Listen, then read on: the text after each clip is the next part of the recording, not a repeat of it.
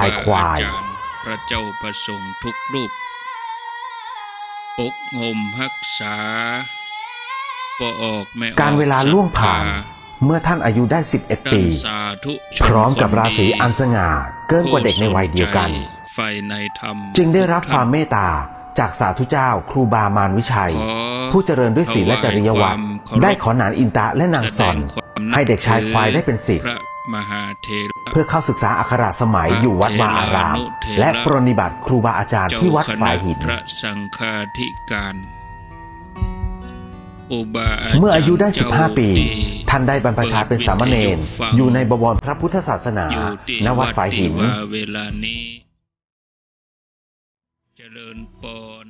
ศรัทธาญาติโยมท่านสาธุชนคนดีผู้สนใจใฝ่ในธรรมทุกท่านขอถวายความเคารพแสดงความนับถือพระมหาเถระพระเถรานุเถระเจ้าคณะพระสังฆาธิการวันเวลาได้ล่วงเข้าสู่ครั้งเมื่อสามเณรควายได้เจริญภาวนาและศึกษาธรรมะมาจนถึงอายุ22 ปีมีภูมิธรรมที่สูงกว่าเก่ากับผมขอถวายความเคารพแสดงความนับถือจุตนจุองค์บ่ว่าจะเป็นหลวงพ่อหลวงลุงตุลุงตุปีตุน้องเพื่อนสหธรรมพระสงฆ์ทั้งหลายเจริญปอนศรัทธาญาติโยมท่านสาธุชนคนดีจากนั้นครูบามารวิชัยจึงได้ให้ท่านรับการอุปสมบทเป็นพระภิกษุโดยมีพระมหาสวามีสิริวังโสวัดป่าแดงเป็นพระอุปชามีฉายาทางพระศาสนาว่าโสภาภิกขุหรือโสภโนภิกขุแต่หลังจากที่ท่านได้ปฏิบัติข้อวัดอย่างเคร่งครัดเป็นเวลา1 ปีสาธุเจ้าครูบามารวิชัยผู้เป็นอาจารย์จึงได้มรณภาพลงในปีพุทธศักราช 2398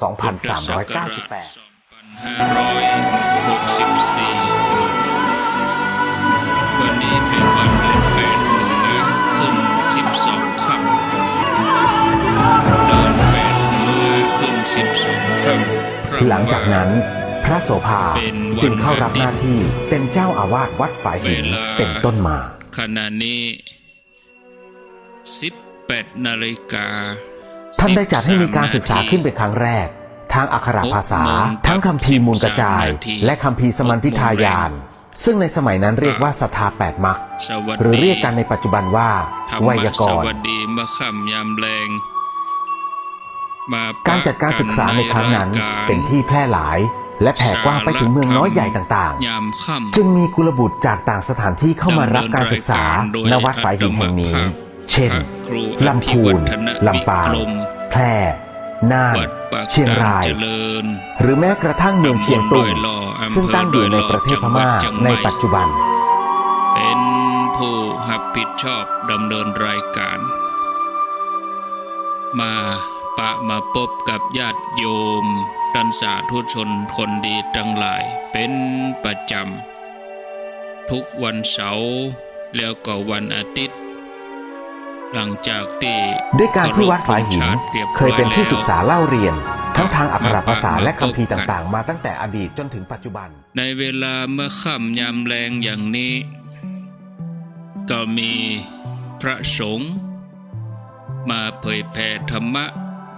ปูจาปปะศรัทธาญาติโยม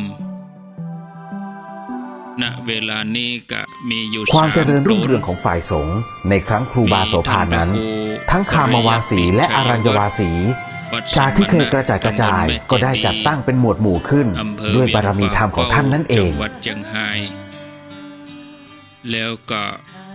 เมื่อการพระศาสนาได้รุ่งเรืองขึ้นในการนั้นบ้านเมืองจึงสงบสุขวัดดอนจันทร์จนมีกุลบุตรผู้หนึ่งนามว่าพระมหาปิงอำเภอเบียงป่าเป้าจังหวัดเชียงรายพระปริยัติธรรมปริยนธรรม5 ประโยคจากวัดบวรนิเวศวิหารกรุงเทพมหานคร พระค ผู้ รู เป็น อ เจ้า ภิ หัว วั คณะ ฒ ให น ญ่ วิ ฝ่าย กร พ ม ระธรรมยุติกนิกายท่านได้กลับ วั มา ด สำ ปั นั ก ก ก ต ลาง น เจริญ อยู่วัดเจดีย์หลวง ตำบลดอย ชาว หล่ บ้า อน ชาวเมือง อำเภอดอยหล่อ มีเจ้า จัง ขุน ห มู วัด ล เชี นาย ย งใหม่ ฝ่ายใต้และฝ่ายเหนือ มา ต่างก็นิยม มา ชม พบ ชอบ กับ ใน ญา ลัท ติ ธิธร โย รม ม ที่ ท่าน พระ สาม หา ธุ ปิ ช น นคนดี นำมา ทั้ง จาก หลาย ใต้ สลับสับเปลี่ยน ต่อ กัน มา ไป ท่านได้รับตำแหน่งเจ้าคุณนพีศรีพิสารคุณ ในกาลครั้งนั้น ในวัน เหตุว่าได้ปรากฏลัทธิธรรมใหม่ที่ต่างไปจากเดิม ส่วน เผยแผ่เข้ามา ปริยติชัยวัฒน์ท่านก็รับ ทำให้พุทธศาสนิกชนยังคงเกิดความไม่เข้าใจว่าการศาสนาใดเป็นอย่างไร จึงเกิดความแตกแยกกันในหมู่คารวะ ชอบในวันจันทร์การพุธวันนี้วันอาทิตย์ก็เป็นหน้าที่ของตนตัวอาตมาภาพ ครั้นเมื่อความถึงเจ้านายฝ่ายใต้ ซึ่งตรงกับรัชสมัยของพระบาทสมเด็จพระจุลจอมเกล้าเจ้าอยู่หัว รัชกาลที่ 5 พระองค์ทรงอาราธนานิมนต์ครูบาโสภาวัดฝายหิน ซึ่งในขณะนั้นได้ดำรงตำแหน่งสังฆราชาองค์ที่หนึ่งเข้ามาประชุมเรื่องการสงฆ์ณตำหนักวัดเบญจมาบพิตรในปีพุทธศักราช ที่ได้รอ 2449 ตอนนี้ก็มืดเนอะศรัทธาญาติโยมหลาย ภายหลังที่พระพุทธเจ้าหลวงรัชกาลที่ 5 ได้มีพระราชดำรัส ตรัสถามถึงกิจการพระศาสนา กับครูบาโสภาวัดฝายหิน ซึ่งขณะนั้นดำรงตำแหน่งสังฆราชาที่หนึ่งแห่งนครเชียงใหม่ ก็บังเกิดความเลื่อมใสศรัทธาในจริยวินัย และปฏิปทาขององค์พระครูบา จึงได้พระราชทานตำแหน่งให้ สังฆราชาแห่งนครเชียงใหม่ขึ้นเป็นพระราชาคณะ นามว่าพระอภัยสารทสังฆปาโมกข์ในปีนั้นเอง ไปตั้งเหนือวันให้ฝนตกญาติโยมท่านทั้งหลายเมื่อ ท่านเดินทางกลับมาถึงนครเชียงใหม่ คลึงฟ้าหอม พระสงฆ์ทั้งหลายและชาวบ้านได้ปลื้มปิติเป็นอย่างมาก ก็มักพอจุ่มอยู่ การบริหารกิจการคณะสงฆ์ในนครพิงค์เชียงใหม่ก็ได้เจริญรุ่งเรืองขึ้นตามลำดับ ห่วงแต่กับ ทั้งในด้านคันธธุระและวิปัสสนาธุระ ใบหญ้าคงบ่ถึงหากแล้วญาติโยมทั้งหลายเนาะก็เรื่องฟ้าเรื่องฝนก็เป็นตามธรรมชาติเพราะว่าร้อนมาหลายวันเนาะอากาศร้อนหลายวันพยากรณ์อากาศนี่ก็แน่พ่อวันสองวันเนี่ยฝนจะตกเปิ้นว่า24เป็นต้นไปลากยาวไปจนถึงสิ้นเดือน ส่วนในด้านสาธารณูปการ นี่นะ ครูบาโสภานั้นท่านได้เป็นประธาน ญาติโยม สร้างวัดวาอาราม และถาวรวัตถุต่างๆ มากมายในล้านนาไทย ฟังรายการ จนกระทั่ง บาง เมื่อวันที่ ท่านก็ตรียกับ 21 เมษายน ข้าวกับปลา พุทธศักราช บางท่านก็กำลัง 2457 พระอภัย สารทะสังฆปาโมกข์พระราชาคณะ จากที่ทำ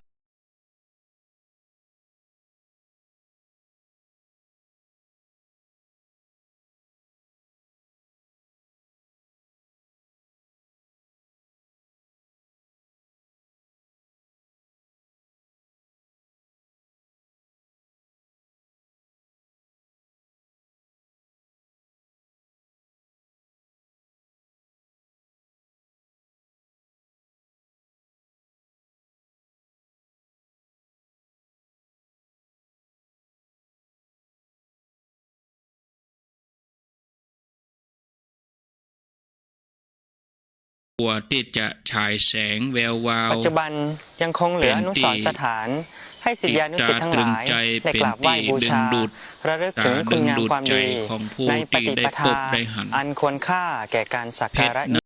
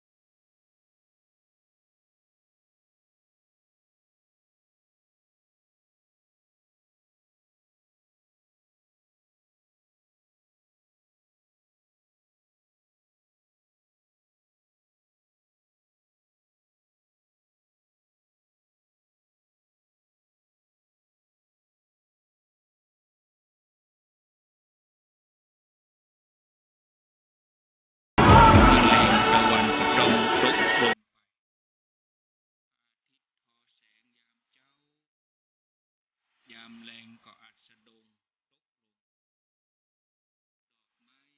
เมื่อเจ้าก็บานคือความชุ่มช่ำตกแมลงมาก็เหี่ยวเฉาชีวิตคนเฮาก็อย่างเดียวกันญาติโยมถ้าเฮาบัดตั้งสติให้ดีเฮาก็จะบ่มีทางที่จะประสบความสำเร็จแล้วก็บ่มีทางที่จะพบกับทางออกปัจจุบันมีหลายคนที่ประมาทพลัดพลั้งไปทำสิ่งที่บ่ดีสิ่งที่มันเป็นอกุศลถึงเจตนาแล้วก็บ่เจตนาที่บ่เจตนาเพราะว่าหูเต้าบ่ถึงการแต่เมื่อทำไปก็กลายเป็นความคุ้นเคยเหมือนแมงงนจะญาติโยมทุกท่านทุกคนแมงงนในที่นี้ก็คือแมลงวันนะแมงงนหรือว่าแมลงวันที่คุ้นเคยกับคน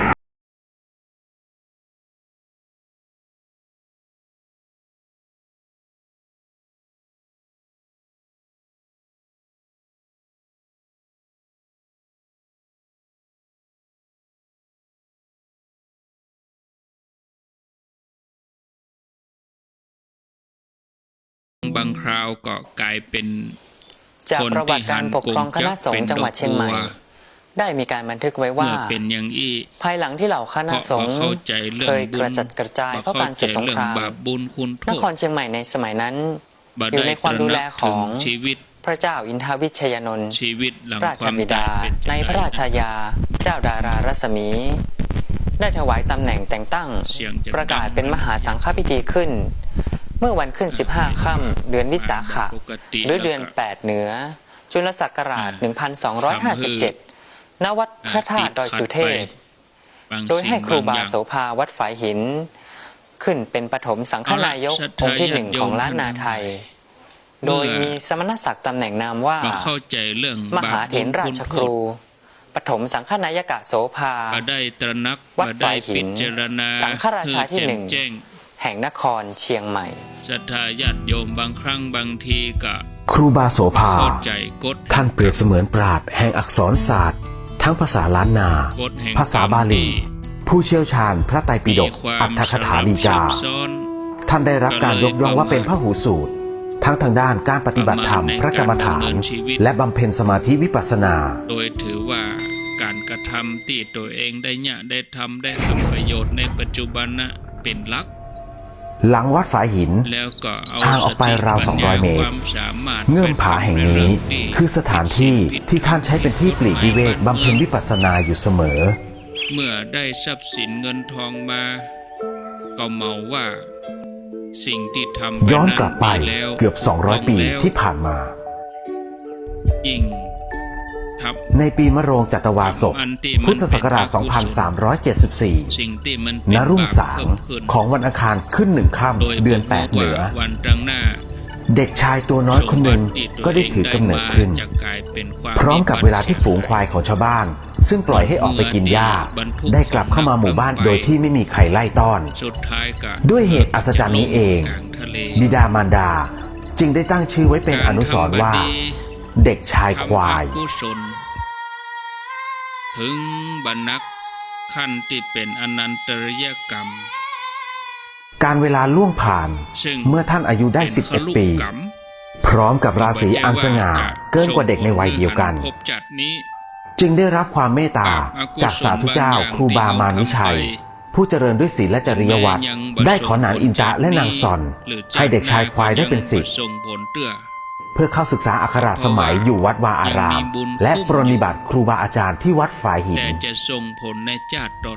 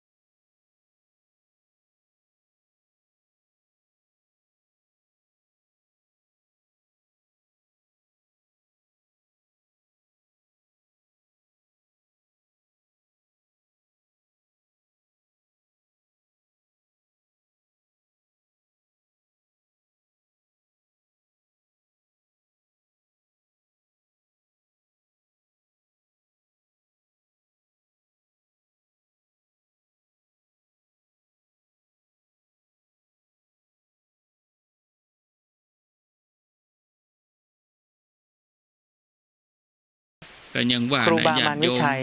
พ่อ จึงได้ นี่จะ ให้ มา ท่าน เจือ รั ลู บ ก การ นี่ อุป ยาก สมบทเป็นพระภิกษุ ส่วนให โด ญ่ ยมี ก็ พระ จะ ม บัง หา คับ สวา ให้ มี ลูก สิริ เจือ วังโส วัดป่าแดง ลูกต้อง เป็น เจื พ อ ระอุ แม่ ปชา นะลูกต้องเจือ มี พ่อ ฉายา นะ ทางพระศาสนาว่า อันนี้ โส พระ ภา ธิ ภิก ดา ขุหรือ แนะ โสพโน นำ ภิกขุ พระราชบิดา แต่หลังจากที่ท่านได้ปฏิบัติข้อวัดอย่างเคร่งครัดเป็นเวลา1 ปี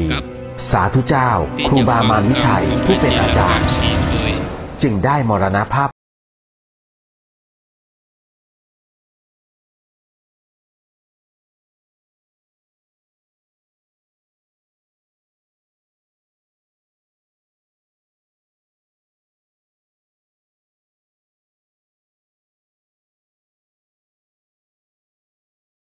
หน้าที่เป็นเจ้าอาวาสวัดฝายหินเป็นต้นมา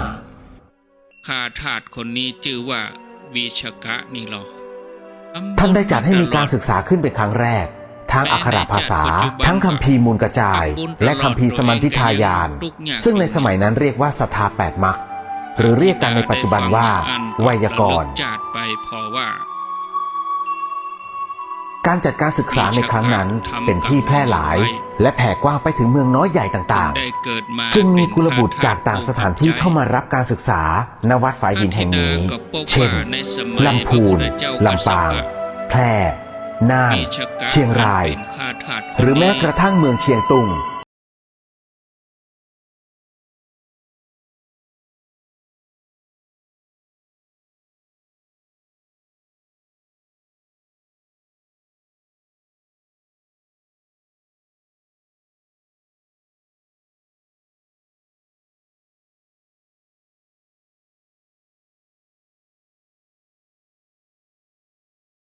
เคยเป็นที่ศึกษาเล่าเรียนทั้งทางอักขระภาษาและคัมภีร์ต่างๆมาตั้งแต่อดีตจนถึงปัจจุบัน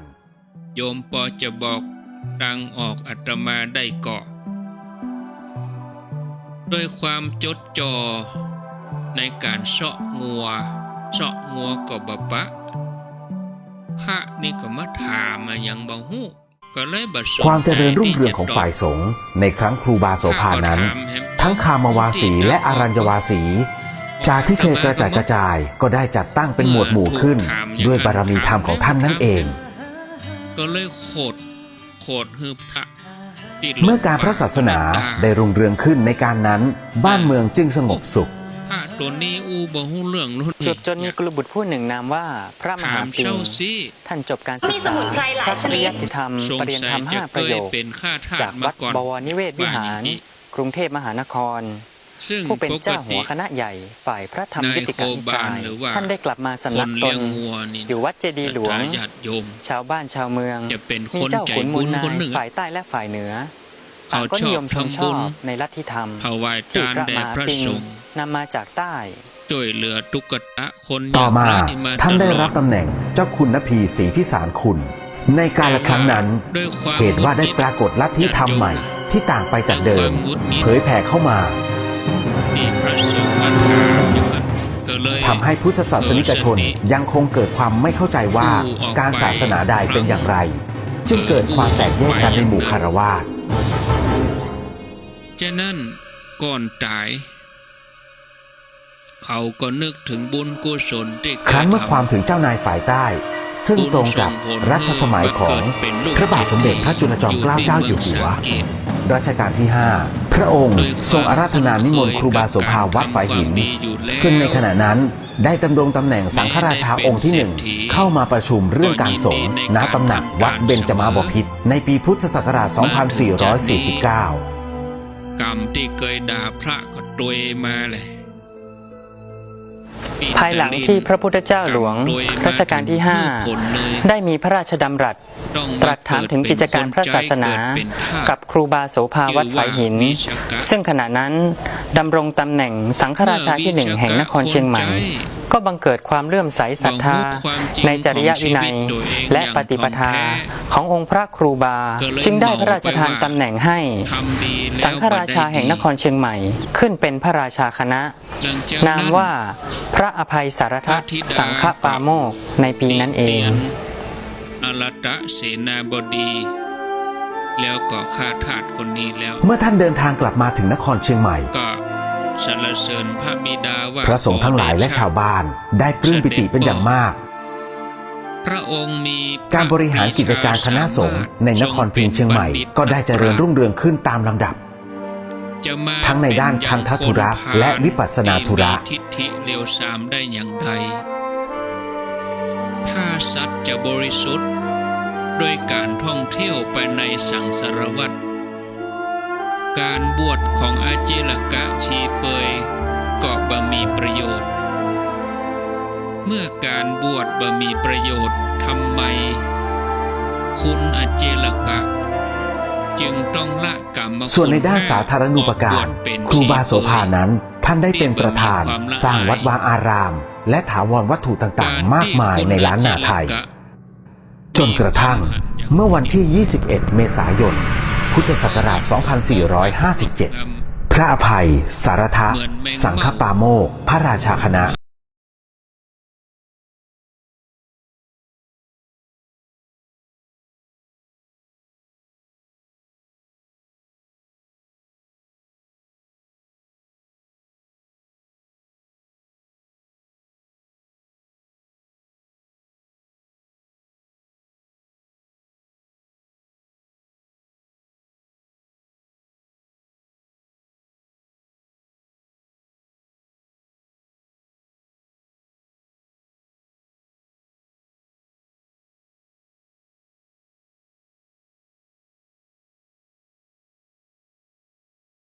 อาเจลกะชีเปย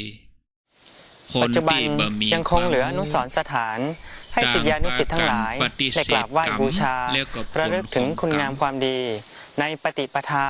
อันควรค่าแก่การสักการะยิ่งที่เป็นคนยึดผิด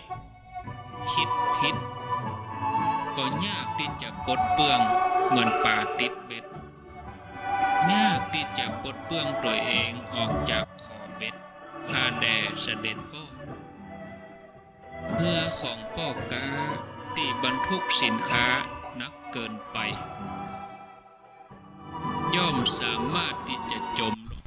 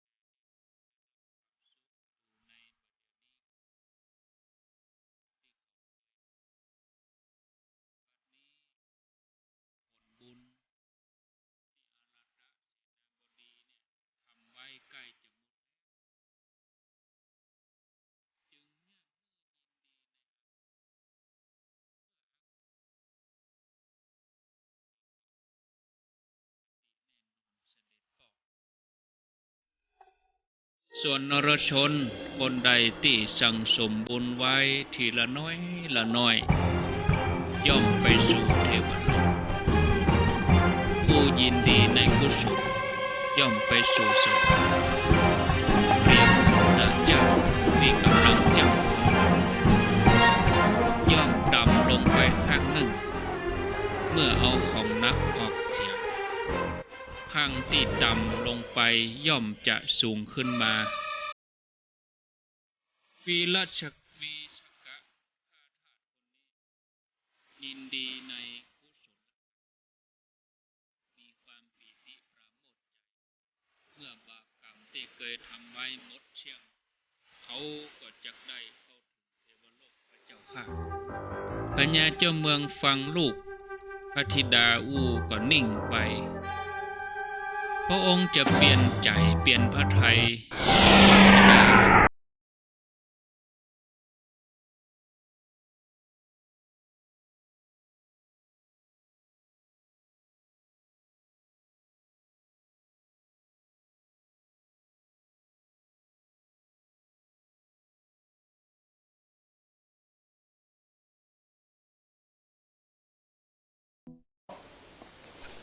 จากประวัติการปกครองคณะสงฆ์จังหวัดเชียงใหม่ได้มีการบันทึกไว้ว่าภายหลังที่เหล่าคณะสงฆ์เคยกระจัดกระจายเพราะการศึกสงคราม นครเชียงใหม่ในสมัยนั้นอยู่ในความดูแลของพระเจ้าอินทวิชยานนท์ราชบิดาในพระราชายาเจ้าดารารัศมีได้ถวายตำแหน่งแต่งตั้งประกาศเป็นมหาสังฆพิธีขึ้นเมื่อวันขึ้น15 ค่ำเดือนวิสาขะหรือเดือน8เหนือจุลศักราช1257 ณ วัดพระธาตุดอยสุเทพโดยให้ครูบาโสภาวัดฝายหินขึ้นเป็นปฐมสังฆนายกองค์ที่หนึ่งของล้านนาไทยโดยมีสมณศักดิ์ตำแหน่งนามว่ามหาเถรราชครูปฐมสังฆนายกโสภาวัดฝายหินสังฆราชาที่หนึ่งแห่งนครเชียงใหม่ครูบาโสภาท่านเปรียบเสมือนปราชญ์แห่งอักษรศาสตร์ทั้งภาษาล้านนาภาษาบาลีผู้เชี่ยวชาญพระไตรปิฎกอัตถกถาฎีกาท่านได้รับการยกย่องว่าเป็นพหูสูตรทั้งทางด้านการปฏิบัติธรรมพระกรรมฐานและบำเพ็ญสมาธิวิปัสสนาทำสมาธิแผ่เมตตาหยาดน้ำทำไปเลยหลังวัดฝายหินห่างออกไปราว200 เมตรเงื่อมผาแห่งนี้คือสถานที่ที่ท่านใช้เป็นที่ปลีกวิเวกบำเพ็ญวิปัสสนาอยู่เสมอเมื่อเฮาฮู้แล้วจะได้ช่วยกันขยายย้อนกลับไปเกือบ200 ปีที่ผ่านมาในปีมะโรงจัตวาสกพุทธศักราช 2374 ณ รุ่งสางของวันอังคารขึ้น1 ค่ำเดือน8เหนือเด็กชายตัวน้อยคนหนึ่งก็ได้ถือกำเนิดขึ้นพร้อมกับเวลาที่ฝูงควายของชาวบ้านซึ่งปล่อยให้ออกไปกินหญ้าได้กลับเข้ามาหมู่บ้านโดยที่ไม่มีใครไล่ต้อนด้วยเหตุอัศจรรย์นี้เองบิดามารดาจึงได้ตั้งชื่อไว้เป็นอนุสรณ์ว่าเด็กชายควายยังเป็นความลับอยู่ความที่เฮาบ่ฮู้ว่าจากโลกนี้แล้วการเวลาล่วงผ่านเมื่อท่านอายุได้11 ปีพร้อมกับราศีอันสง่าเกินกว่าเด็กในวัยเดียวกันจึงได้รับความเมตตาจากสาธุเจ้าครูบามารวิชัยผู้เจริญด้วยศีลและจริยวัตรได้ขอนางอินตะและนางซอนให้เด็กชายควายได้เป็นศิษย์เพื่อเข้าศึกษาอักขระสมัยอยู่วัดวาอารามและปรนนิบัติครูบาอาจารย์ที่วัดฝายหินก้อนหินบ่ฮู้ว่าจะตกใส่กิ่งไม้ตกเมื่ออายุได้15 ปีท่านได้บรรพชาเป็นสามเณรอยู่ใน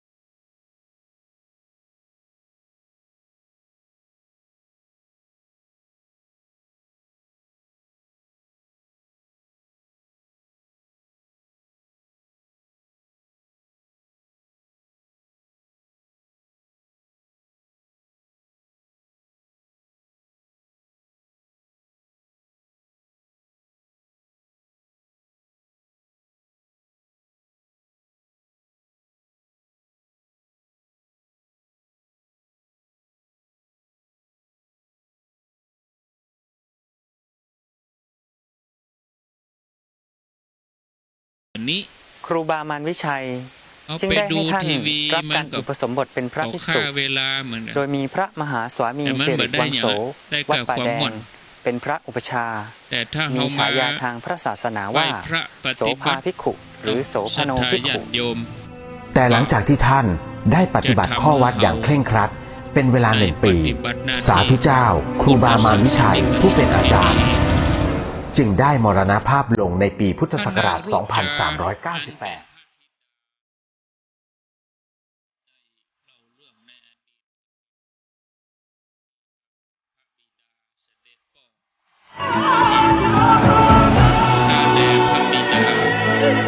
หลังจากนั้น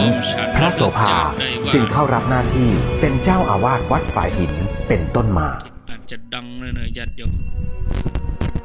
ไปมันตก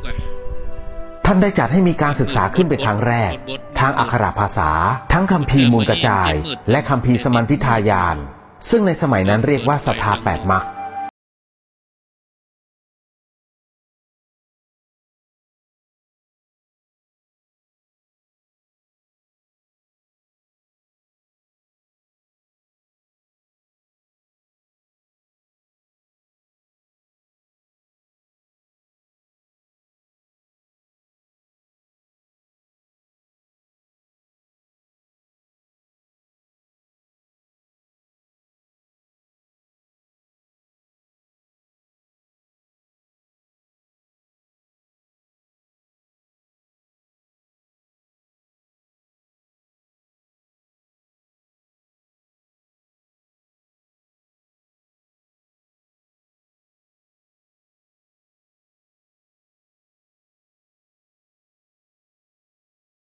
อักขระภาษาและคัมภีร์ต่างๆมาตั้งแต่อดีตจนถึงปัจจุบัน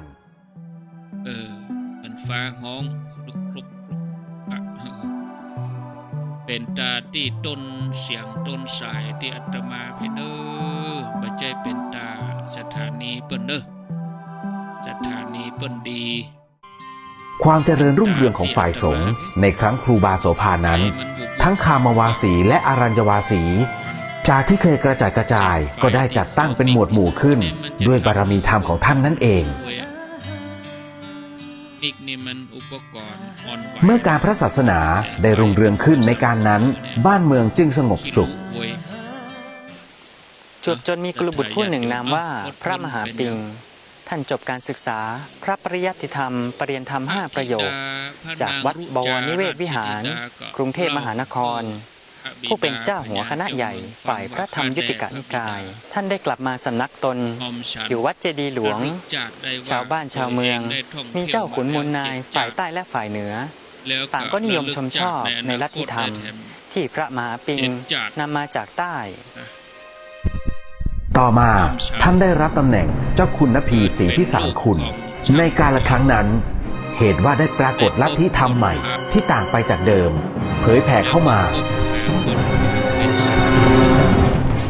ทำให้พุทธศาสนิกชนยังคงเกิดความไม่เข้าใจว่าการศาสนาใดเป็นอย่างไรจึงเกิดความแตกแยกกันในหมู่คฤหัสถ์แล้วก็บ่เจ้าแต่นั้น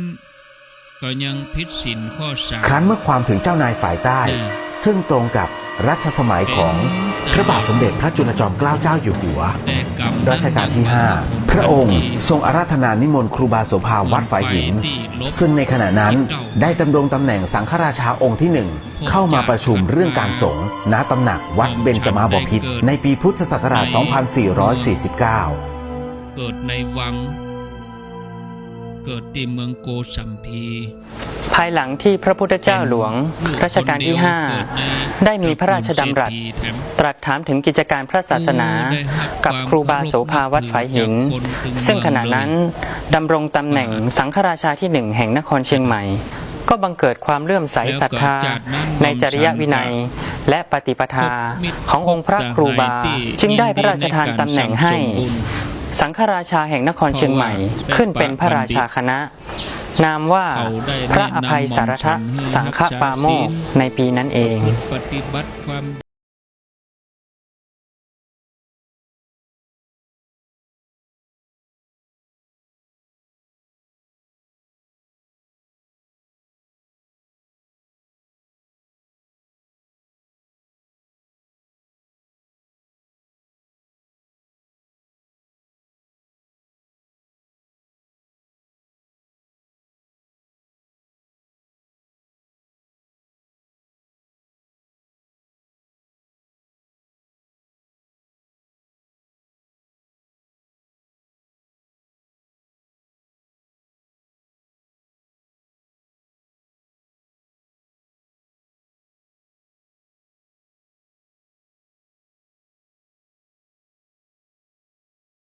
สาธารณูปการครูบาโสภานั้นท่านได้เป็นประธานสร้างวัดวาอารามและถาวรวัตถุต่างๆมากมายในล้านนาไทยจนกระทั่งเมื่อวันที่21 เมษายนพุทธศักราช 2457 พ พระอภัยสารทะสังฆปาโมกข์พระราชาคณะ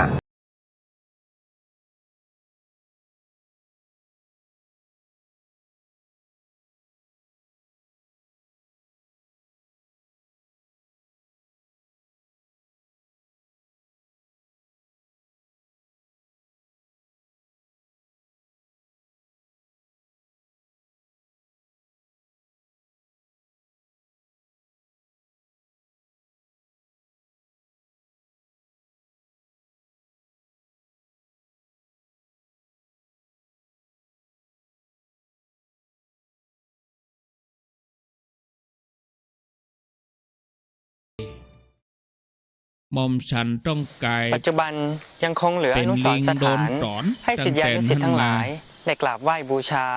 ระลึกถึงคุณงามความดีในปฏิปทาอันควรค่าแก่การสักการะยิ่งก็โดนเปิ้นตอนแทมอันเนี้ยกรรมของคนเจ้าชู้ศรัทธาญาติโยมเนื่องจากเป็นงัวที่แข็งแรงก็โดนเอาใส่ล้อลากล้อจนตายอันนี้เป็นเพราะกรรมบอกว่าจะเกิดชาติที่เป็นปอดใจเกิดชาติที่เป็นแม่ยิงทำให้แม่ยิงทุกข์ใจเพราะพบจูกับสามีภรรยาเมื่อตายจากชาติที่เป็นงัวบันดาะหรือว่าเคยอันที่ว่าไปตามฐานะดีในจากนั้นพ่อแม่ได้รับความ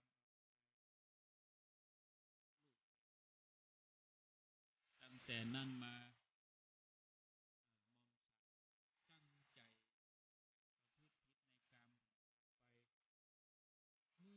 เสี่ยงจากความเป็นบันดาะเป็นกระเทยแล้ว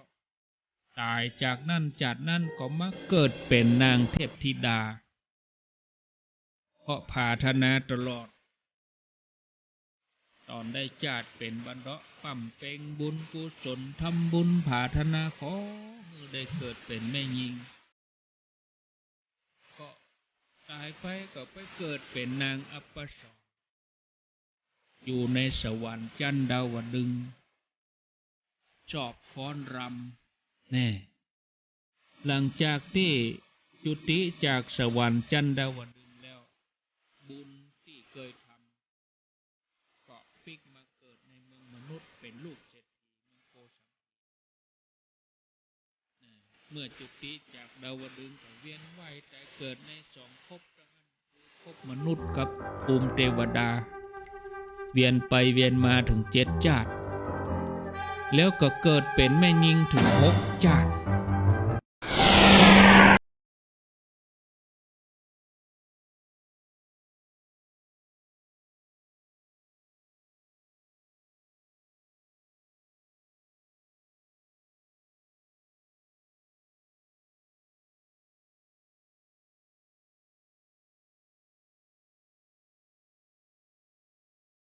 ชวะจากประวัติการปกครองคณะสงฆ์จังหวัดเชียงใหม่ได้มีการบันทึกไว้ว่าภายหลังที่เหล่าคณะสงฆ์เคยกระจัดกระจายเพราะการศึกสงครามนครเชียงใหม่ในสมัยนั้นอยู่ในความดูแลของพระเจ้าอินทวิชยานนท์ราชบิดาในพระราชาญาเจ้าดารารัศมีได้ถวายตำแหน่งแต่งตั้งประกาศเป็นมหาสังฆพิธีขึ้นเมื่อวันขึ้น15 ค่ำเดือนวิสาขะหรือเดือน8เหนือจุลศักราช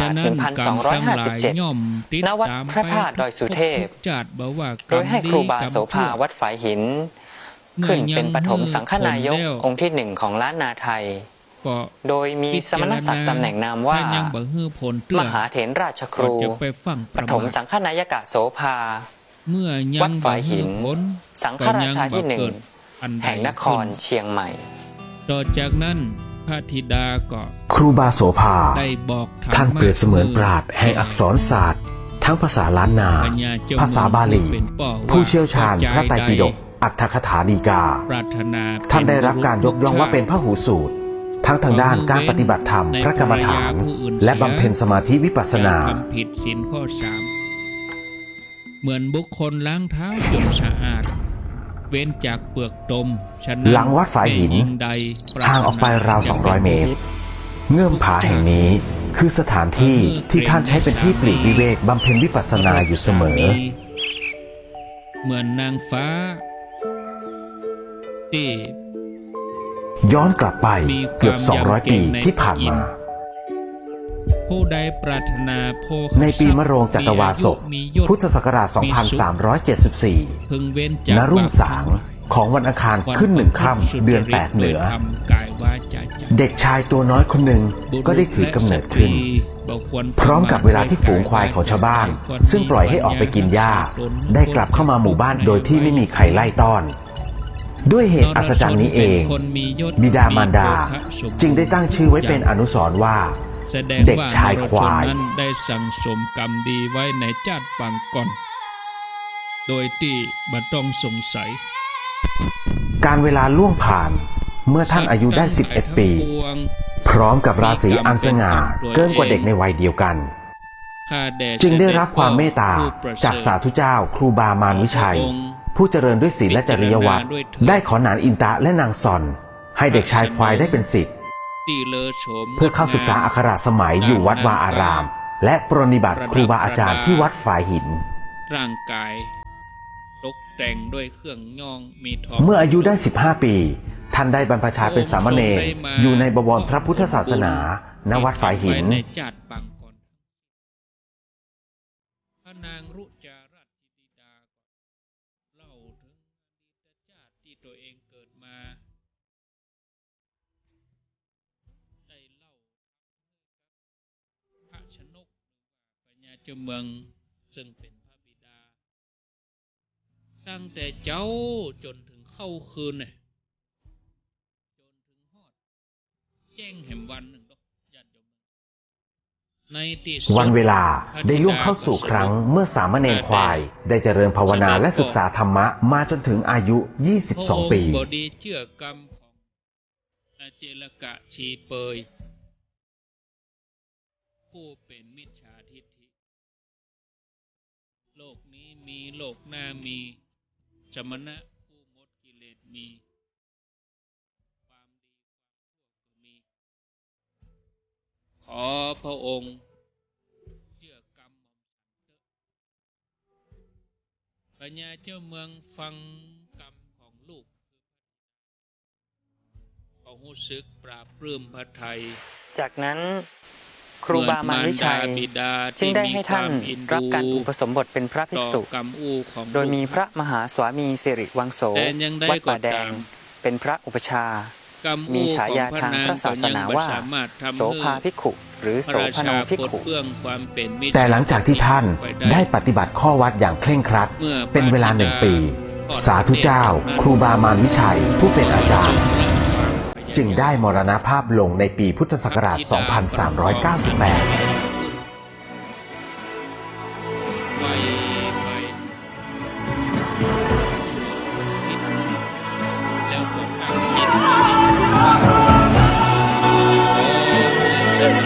หลังจากนั้นพระโสภาจึงเข้ารับหน้าที่เป็นเจ้าอาวาสวัดฝายหินเป็นต้นมาทั้ง4เต้ามหาพรหมจงมาช่วยปลดเปลื้องท่านได้จัดให้มีการศึกษาขึ้นเป็นครั้งแรกทางอักขระภาษาทั้งคัมภีร์มูลกระจายและคัมภีร์สมัญทิทายานซึ่งในสมัยนั้นเรียกว่าศรัทธา8 มรรค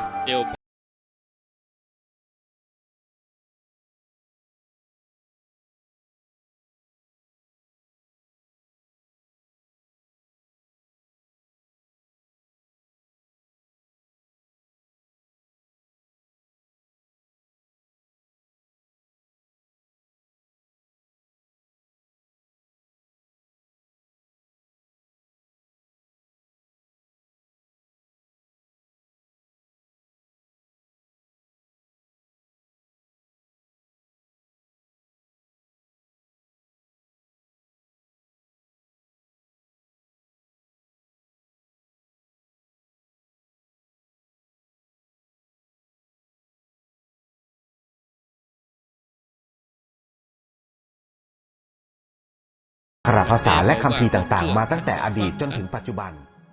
มันเป็นเรื่องยากเหมือนกันนะแต่ดีที่สุดญาติโยมเอายอมเชื่อพระพุทธเจ้านี่เพราะพระองค์หูแจ้งแทงตลอดนะญาติโยมท่านสาธุชนทั้งหลายเนาะความเจริญรุ่งเรืองของฝ่ายสงฆ์ในครั้งครูบาโสภานั้นทั้งคามวาสีและอารัญญวาสีจากที่เคยกระจัดกระจายก็ได้จัดตั้งเป็นหมวดหมู่ขึ้นด้วยบารมีธรรมของท่านนั่นเอง